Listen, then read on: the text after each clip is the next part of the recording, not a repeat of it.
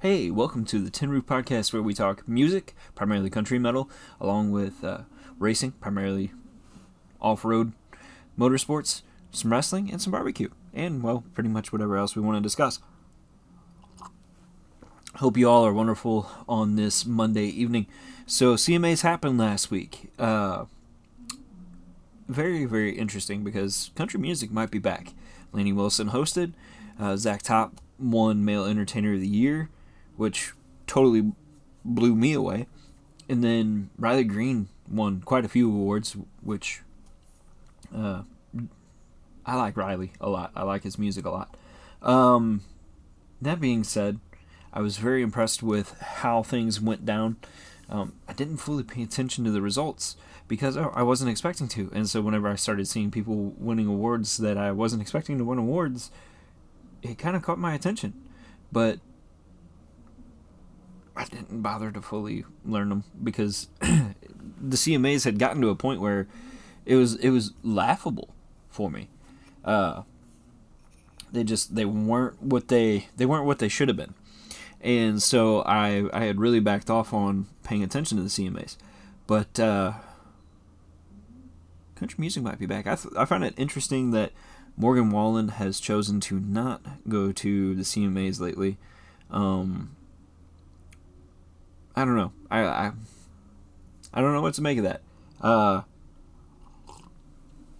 That definitely could be some ego. Maybe he is seeing something that we're not seeing. Who knows? He may never go back to the awards, but I don't know if that's necessarily a bad thing either. Tell you what though, I'm the Problem definitely has been an amazing album.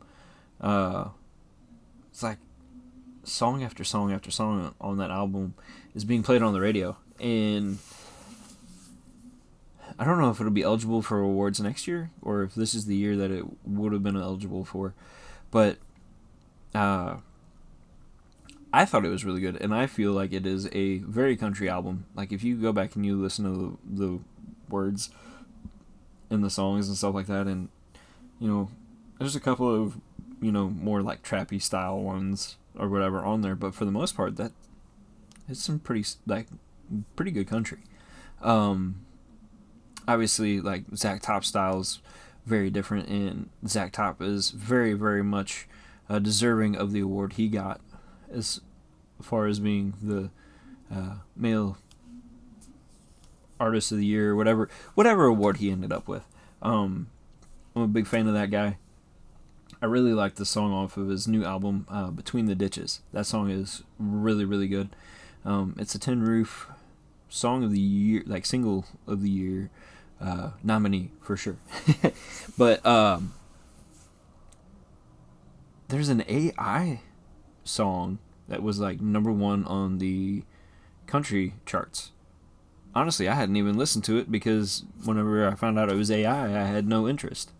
Because authenticity, whenever it comes to country, is everything. It's all about the human experience.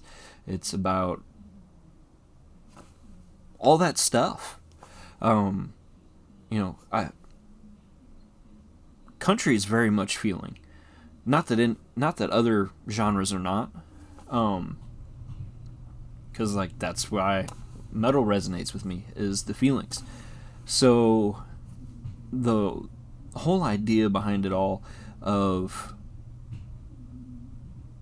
using AI to write a song like that, it really bothers me because it's not genuine. It's not country. So I won't be listening to it. That's not gonna happen. And if I find out that other songs are AI, I'm gonna stay away from them, just because that's not me. It's not my thing, man. I don't really have any. Oh, yes, I do. I was gonna say I don't have any metal news, but I do. Alyssa White Goals is no longer associated with Arch Enemy. I've read conflicting reports on if it is mutual or if it is not. So stay tuned for more information on that. Actually, let's go to the Google. Let's see what the Google has to say, because maybe things have changed since I last looked.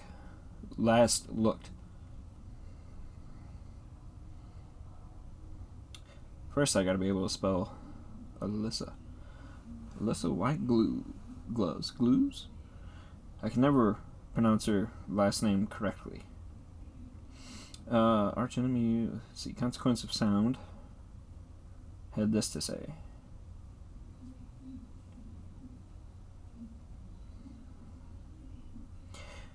So the official statement is Arch enemy have parted ways with singer Alyssa White Glues. We're thankful for the time and music we've shared. Wish her all the best. Wherever there is an ending, there is also a beginning. See you in 2026. Okay, so Alyssa responded. I hadn't seen Alyssa's response yet, but that was a pretty nice way to put things. Obviously, they could have definitely had creative differences or whatever, but one thing that is on my mind is how good their album this year was. I liked it. I was considering it one of, and not just was, but am considering it to be the metal album of the year. I honestly was baffled. So let's see what Alyssa has to say. All right, so after 12 years in Arch Enemy, we have parted ways. I am forever thankful to the thousands of amazing fans I have met along the way. Thank you, Beastlings. I can't wait to share what I have been working on with you all, with some big surprises in store. Stay tuned for 2026 and see you very soon. So, that being said, definitely sounds like it was mutual. No remorse, no ill, whatever in either party. So I'm happy about that. Definitely looking forward to what both bands will do in the future, or both parties will do in the future.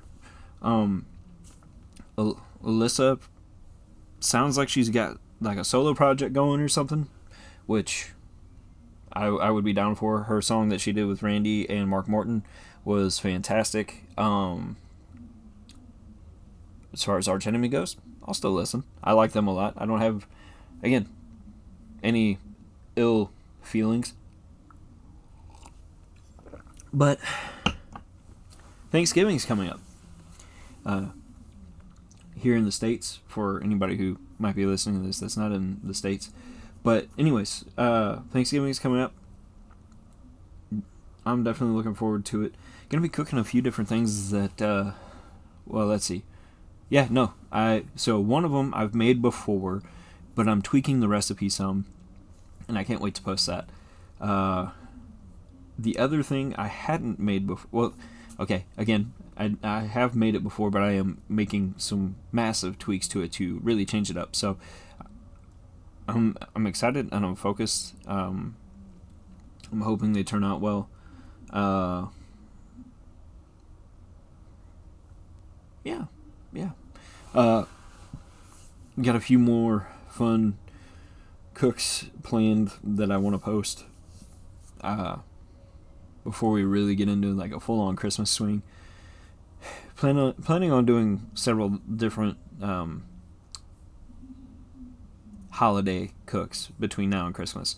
Looking to, man, I gotta get some ducks. I've got a couple of really cool duck hunts coming up, but I would love to do a couple of really cool duck videos, like cooking duck videos for my socials.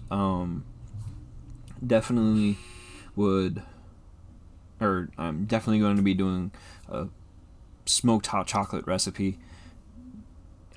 I gotta like, well, so 41 I think is like the as far as external temperature goes. Unless I could do a tray of ice. So smoked hot chocolate recipe coming up soon. I'm wanting to do praline pecans. I got something really cool in store for that. I am a sucker for cinnamon rolls, and I'm going to be doing a cinnamon roll recipe that I'm really looking forward to trying because it's really, really cool. I'm not the first person to have done it, but I'm excited to try my hand at it. Um,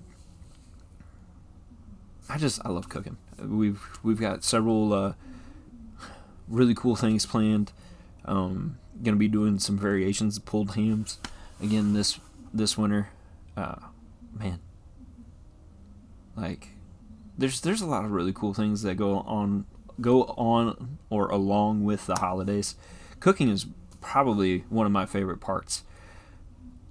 Aside from that,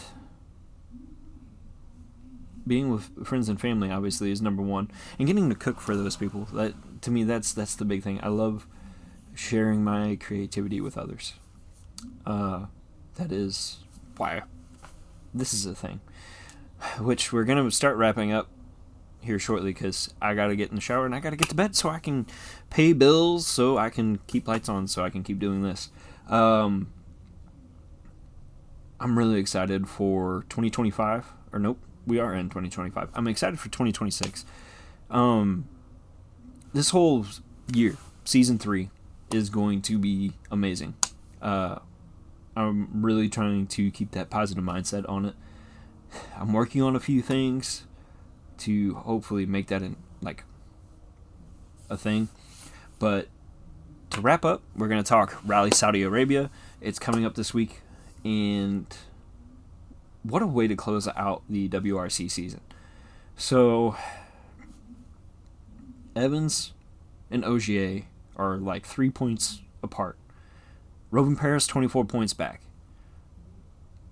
There needs to be like catastrophe at the front of the field in order for Rovanpera to have a chance. That being said, I would love to see it. Here's how I would love the next 2 seasons to go. I would love to see Rovanpera ride out into the sunset, winning the championship. But I would love to see Oit ride out into the sunset, winning Saudi Arabia. Which Oit's really good on rough gravel, so Oit winning is, I don't think, outside of the realm of possibility. Although it bums me out so bad because I'm such a big fan of Oit and Adrian, and Thierry's pretty cool too. But the car is not up to snuff, and it bums me out to say that. Toyota has put together some fantastic pieces of machinery to have carried these guys to where they are, and Elfin totally deserves a championship. I would love to see it come next year, but man, I would love to see Calais go out on a high note, and man, I would love to see Oit go out on a high note. These roads are to quote Adrian Formeau, these roads are a combination of Greece and Kenya. That's crazy. There's a stage called the Moon Stage. Adrian shared some video of it on his Instagram. It looks like the moon. It straight up looks like the moon. So that'll be a lot of fun to see. I can't wait to see it. But that's going to get wild. That being said, my picks are... Well, I pretty well said my picks. I would love to see Oit win it. I don't know if he's actually going to. So I'm actually going to pick Calais for winning the rally. I think Elfin and Seb get in some trouble, and Calais wins the race and the championship. I got this feeling. It would be sweet to see Taka sneak up in there and get something, or even Adrian. We'll see what happens. Nasser running an M Sport could actually be really good for M Sport. There's going to be a lot of stuff that happens as soon as this rally finishes. We're going to find out. I think we'll find out at the end of the rally the lineup for M Sport, which it looks like there's going to be 3 full-timers next year. At least that's the reading that I'm getting. Could totally be off on that, but I also think, Gregoire, he lost one of his major backers, so I think Gregoire is definitely headed to Rally 2. Lancia being in Rally 2 will be interesting because we should be hearing about their people here shortly on who's going to be running their Rally 2 cars next year for the manufacturer. But honestly, if you ask me, I think one of them's Oit. Crazy thought. Yes, because he's, backing his schedule down, or not going to be like full time is what's been said. But people are like, oh, is he not returning at all next year? And that's the focus. I think people are way too focused on him stepping away from rallying. I think he's still going to be rallying some next year, but I don't think it's going to be obviously it's not going to be in a full-time seat in Rally 1, but what about 8 rallies, so like half the season, in a Rally 2? And with it being 8 rallies, okay, Monte Carlo, okay, Sweden, okay, Canarias, Greece, Italy, maybe Saudi to end the season out. So then that would leave 2 others, Paraguay and Chile, maybe? I definitely think it'll be mostly stationed around Europe. But I do think we see Lancia featured in Monte, which will be really, really cool. We're definitely going to be doing some Monte talking as we get closer to that. Monster trucks right now, chilled out because first quarter is where things really kick off with a bang. I would like to do some stuff talking about monster trucks once we get to January. That being said, though, next week it's all about Krampus, because Krampusnacht is December 5th, so next Friday. So the episode will drop on Friday, and it's going to be so much fun. I'm really, really pumped on that one, guys. That being said, I have nothing left for you this week. Season 3 is going to be amazing. I appreciate y'all. Y'all be good. See you next Friday for Tin Roof Podcast.